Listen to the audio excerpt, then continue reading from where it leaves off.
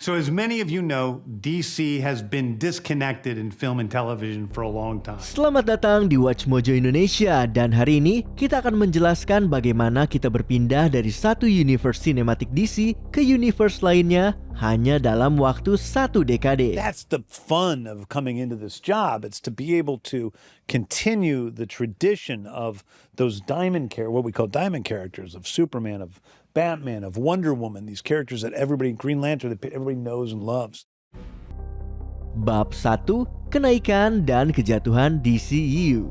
Saat Marvel mengubah landscape perfilman dengan universe sinematiknya, sudah bisa ditebak kalau DC suatu saat nanti akan ikut masuk ke dalam arena. People of Earth are different from us, it's true.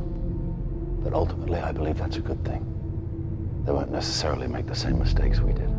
Meski DC dan Warner Bros terkesan mengejar ketertinggalan, ini sebenarnya bukan upaya pertama mereka dalam menyatukan para pahlawan legendaris di layar lebar.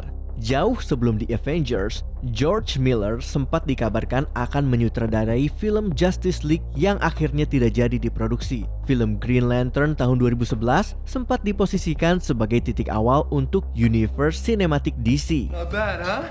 You're a superhero. Kita semua tahu bagaimana hasil akhirnya. Man of Steel yang dirilis di tahun 2013 secara resmi menjadi awal dari DC Extended Universe, tapi dengan reaksi yang sangat terbagi. Beberapa orang menyebut versi Superman karya Zack Snyder sebagai pendekatan yang berani, sementara yang lain merasa film ini kehilangan semangat optimisme yang menjadi ciri khas karakter tersebut.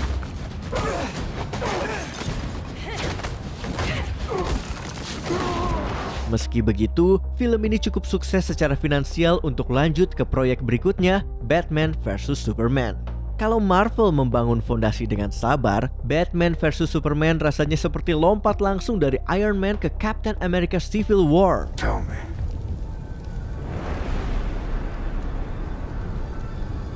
Do you bleed?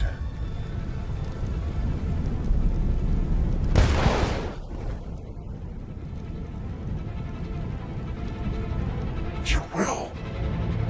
Film ini memaksakan kemunculan banyak karakter tanpa pengembangan dan terburu-buru mengeksekusi alur ikonik seperti kematian Superman. Meskipun film ini menghasilkan keuntungan, kegagalannya mencapai pendapatan $1 miliar dan ulasan yang pedas membuat banyak orang mempertanyakan apakah DC sebaiknya mulai dari awal saja. The bell's already been rung. And they've heard it. Akhirnya ya memang begitu. Tapi sebelum menyerah, DCEU sempat mencatat beberapa momen gemilang. Wonder Woman mendapat pujian luas dan memecahkan batas baru, sementara Aquaman akhirnya berhasil menembus pendapatan $1 miliar. Namun, untuk setiap film sukses, selalu ada kegagalan mahal seperti Justice League versi 2017. Dampak pandemi dan perubahan arah ke layanan streaming juga membuat brand yang sudah tidak konsisten ini semakin sulit untuk dijual. Kebingungan merek pun semakin menjadi. DCEU dimulai hampir bersamaan dengan Arrowverse di televisi yang berada dalam kontinuitas terpisah. I think it's time we got some answers. Yeah, he ain't exactly talking. So let's make him talk. Lalu ada juga film seperti Joker karya Todd Phillips yang berasal dari universe yang berbeda. Meskipun namanya DC Extended Universe, kebanyakan penggemar menyebutnya sebagai Snyderverse. Bahkan sempat diperdebatkan apakah versi teater Justice League atau versi Snyder Cut yang dianggap sebagai bagian resmi dari kanon, membuat timeline DCU semakin membingungkan. You could die, Victor. If I don't, we all die. Period. Saat minat publik terus menurun, Dwayne Johnson membangun Black Adam sebagai antihero edgy yang konon bisa menyelamatkan universe sinematik ini. Meski sempat bertahan di peringkat pertama selama 3 minggu berturut-turut, film ini tetap gagal balik modal. Tidak lama setelah adegan mid-credit yang menggoda duel Black Adam dan Superman, DCEU pun memasuki babak akhir. Been a while since anyone's made the world this nervous.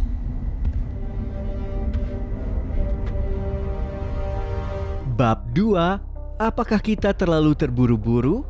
Saat Warner Media bergabung dengan Discovery, CEO dan Presiden David Zaslav langsung menjadi sosok kontroversial setelah membatalkan perilisan film Batgirl yang hampir selesai demi alasan pajak. I'm not reading that. I don't know what's happening right now. Meski pendekatannya yang fokus pada keuntungan dikritik banyak pihak, Zaslav sebenarnya menyentuh satu kebenaran. DC butuh sosok seperti Kevin Feige. We all knew that it was a big shot for us. It was certainly a big shot for me, my first full producer credit and really having all the responsibility whether it succeeded or failed. Walter Hamada yang memimpin proyek film DC sejak tahun 2018 dianggap belum mampu membawa perubahan besar.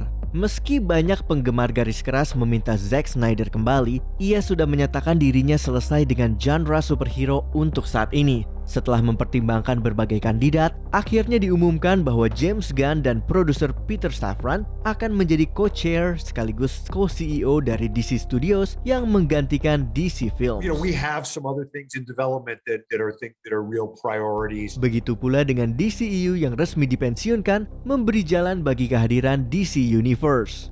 Setelah dipecat Disney pada tahun 2018 karena cuitan lama yang kontroversial, Warner Bros. Langsung mengajak James Gunn untuk bergabung. Gunn menyatakan ketertarikannya menyutradarai The Suicide Squad yang akhirnya dirilis pada tahun 2021 dan mendapatkan pujian luas. We're all gonna die. I hope so. Sayangnya, karena pandemi, rilis serentak di streaming dan reputasi buruk film pendahulunya di tahun 2016, film ini gagal di box office. Meski begitu, The Suicide Squad dan serial TV Peacemaker yang dikembangkan oleh Gunn menjadi favorit para penggemar. You thought we were just gonna let you go scot-free? Yeah. I killed Rick Flag for you people. No one ever told you to kill Flag. Setelah proses negosiasi yang panjang, Gunn sempat kembali ke MCU untuk menyelesaikan Guardians of the Galaxy Volume 3 dan Holiday Specialnya. Namun, ia akhirnya memilih meninggalkan Marvel dan berfokus pada DC.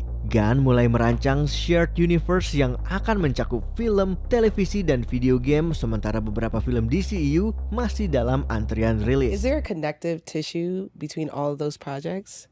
I mean, they're all in the same universe, so there's that. Meski proyek seperti Wonder Woman 3 dan duel Black Adam vs Superman batal total, film Shazam! Fury of the Gods, The Flash, Blue Beetle, dan Aquaman and the Lost Kingdom tetap tayang di tahun 2023. The old ways aren't gonna protect us anymore.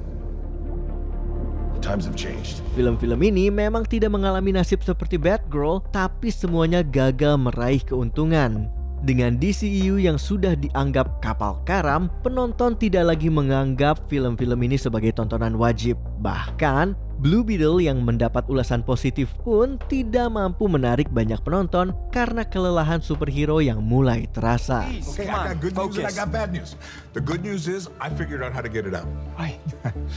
And the bad news is that you have to be dead. Sejak pandemi, satu-satunya film DC yang sukses baik secara kritik maupun komersial adalah The Batman karya Matt Reeves yang sekali lagi berada di universe yang berbeda. Beberapa orang sempat khawatir posisi Reeves dan proyek Batman-nya akan terancam oleh kepemimpinan baru DC. Namun ternyata tidak demikian. You're gonna help me on this. For your friend.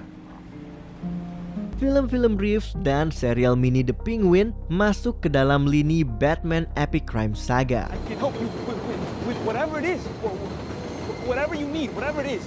All right? It's just, Jesus, I need a chance. I need a chance. All right, calm down.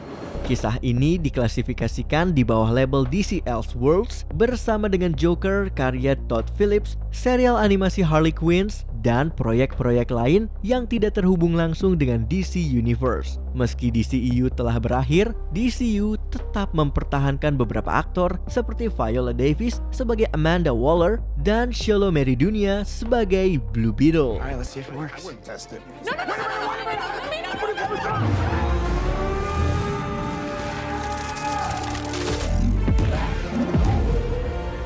Jason Momoa tidak lagi memerankan Aquaman, tetapi akan tampil sebagai Lobo versi DCU. John Cena akan kembali sebagai Peacemaker di musim kedua yang kali ini akan berlangsung di universe DCU. Meskipun Peacemaker season pertama dan The Suicide Squad berada di DCU, Gunn menyebutkan bahwa memori kasar dari keduanya akan terbawa ke DCU. This guy sucks. Excuse me?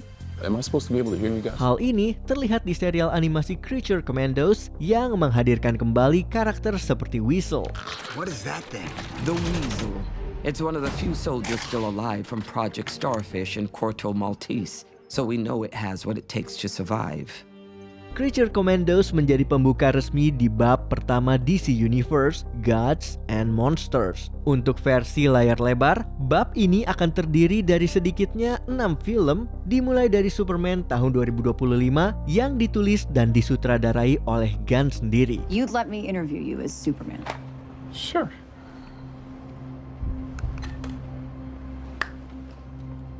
Ready? Let's do it, Cronkite.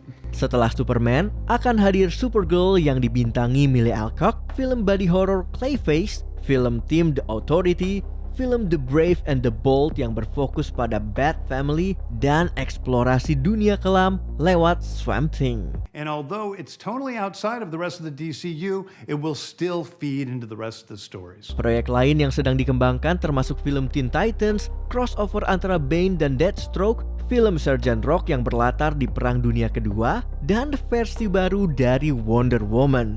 DCU juga punya deretan serial TV yang padat, termasuk Lanterns di HBO, spin-off Amanda Waller, prequel Wonder Woman yang berjudul Paradise Lost, dan serial komedi Booster Gold. He is a fascinating guy. He's a loser from the future who uses future technology to come back to present day and become a superhero so that people will love him. Selain musim lanjutan Creature Commandos, serial animasi untuk Blue Beetle dan Mr. Miracle juga sedang dikerjakan. Salah satu tujuan utama Gunn adalah membuat DC Universe benar-benar berbeda dari Marvel. Storytelling is always king. That's all that matters to us. And I want to be true to those stories. I want to be true to you guys and really give you something different than you've ever seen before. Berbeda dari MCU yang banyak bertumpu pada kota nyata seperti New York, DCU akan berfokus pada kota-kota fiktif seperti Gotham dan Metropolis. Alih-alih Tony Stark yang terang-terangan mengaku sebagai Iron Man, DCU akan menekankan pentingnya identitas rahasia. Dan jika ada karakter besar yang mati, ya, dia akan tetap mati setidaknya untuk waktu yang lama. Pretty big on killing people and not bringing them back. I know. Because it's like, when you do it in the future, except for robots. Robots could be killed and come back anytime. Of course. But when people, when you start doing that all the time, then it doesn't mean anything. Sebelum kita lanjut, jangan lupa subscribe dan tekan tombol bel untuk mendapatkan notifikasi tentang video terbaru kami. Kamu bisa memilih untuk mendapatkan notifikasi secara berkala atau setiap kali kami mengupload video. Kalau kamu menggunakan handphone, pastikan untuk menyalakan notifikasi pada bagian pengaturan. Bab 3. Awal yang baru. Meskipun Gunn dan Safran punya rencana besar untuk DC, sebagian orang khawatir semua ini datang terlalu terlambat. How do you feel 2 years in? I mean, We're really happy. Film-film superhero sudah tidak lagi menjadi mesin uang seperti beberapa tahun lalu. Bahkan produksi Marvel pun sekarang sudah mulai tidak menentu hasilnya. Meski begitu, Guardians of the Galaxy Volume 3 termasuk salah satu film paling sukses pasca Endgame. Lewat film Guardians pertama, James Gunn berhasil mengangkat tim superhero yang dulunya nyaris tidak dikenal menjadi nama besar di dunia hiburan. You're immortal. How? You said it yourself. We're the Guardians of the Galaxy. Ia bisa melakukan hal serupa terhadap karakter-karakter DC yang kurang dikenal seperti Clayface dan Swamp Thing. Tapi tentu saja, jika nama sebesar Superman saja tidak mampu menarik penonton ke bioskop, maka masa depan DC Universe bisa dalam bahaya. Hanya waktu yang bisa menjawab apakah rencana DC selama 8 hingga 10 tahun ini akan berhasil atau justru berakhir seperti Dark Universe yang bahkan gagal melanjutkan lebih dari satu film. Apapun hasilnya nanti, Superman tidak hanya akan menjadi tolok ukur bagi arah baru DC, tetapi juga sebagai uji coba apakah publik masih peduli dengan genre superhero. Kalau tidak, ya paling tidak Superman masih bisa memutar kembali dunia.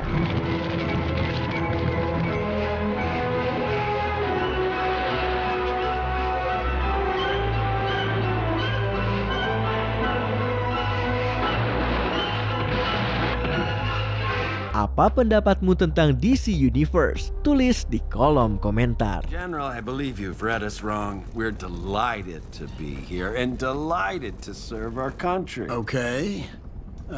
Great. Apakah kamu menikmati video ini? Cek juga video lain dari Watch Mojo Indonesia. Pastikan kamu sudah subscribe dan tekan tombol bel untuk mendapatkan notifikasi tentang video terbaru kami.